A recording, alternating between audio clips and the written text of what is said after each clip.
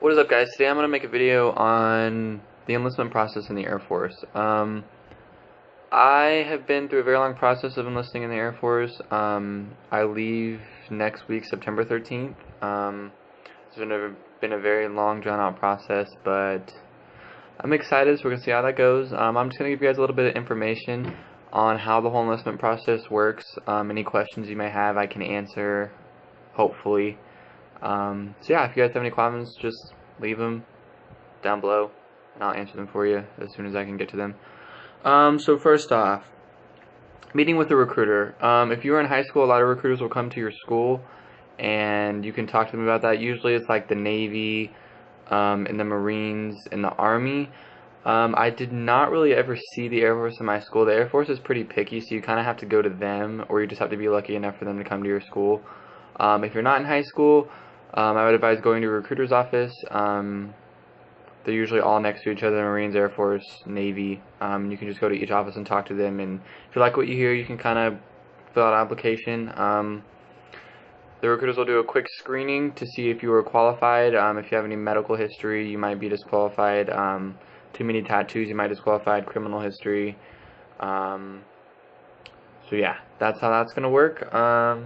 You'll usually be able to tell in the first couple of minutes if you're going to be okay to join that branch or not. The recruiter will let you know. Sometimes they'll let you know there's an office of whatever branch next door, and that's kind of to give you the hint that you're not very qualified for the branch you're trying to get into. So that is that.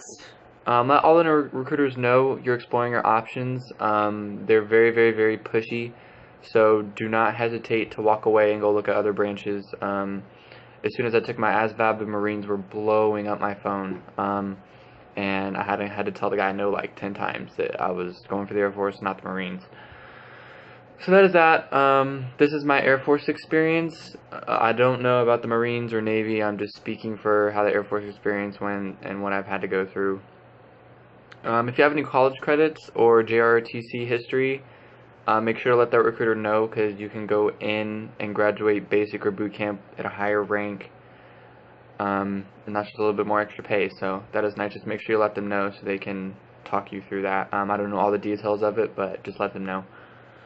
Asvab, this is a question that gets asked a lot, not just to me, but a lot of people who are trying to enlist in any branch of military.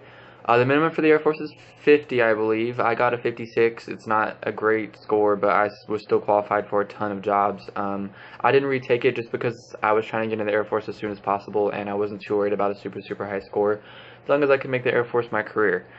I think the Army and Navy is like 32 to 40, somewhere around that range for the Asvab.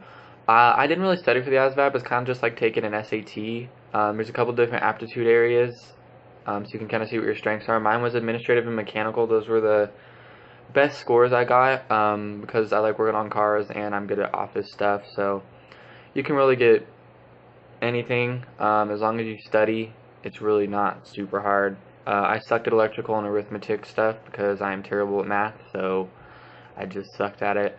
I had one of those big Asvab books, but I didn't really use it, so you can use it if you want to, but I didn't. It's collecting dust over there. Usually when you go to the recruiter's office, if you're interested, they'll set you up with an Asvab practice test. They have it on a computer in the back usually.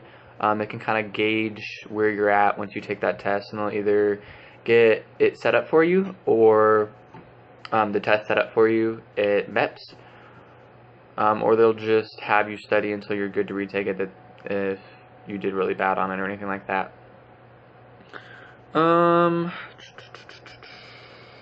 MEPs. That is where you will take the Asvab. MEPs is basically the physical. It's the military entrance processing station. I live in Las Vegas, but mine was at Salt Lake City, so it was like a 7-hour bus ride. It was a pretty cool experience though, because I had a whole van load of people that went with me that were going for the Army. There was a couple Marines that were shipping out, so they were going back to MEPs. You get put up in a hotel. We got put up in a hotel for one night. We got 2 meal voucher cards. We got one for dinner and one for breakfast. And our hotel actually had a game room, which is pretty cool. We had a ton of fun with that, and it was a super fun experience. The hotel was actually very, very nice. It was kind of weird, but it was just around the corner from MEP, so that was a good experience. You'll go to bed there. Your recruiter will tell you not to eat or drink any coffee, I mean, any caffeine that might mess up your urine test.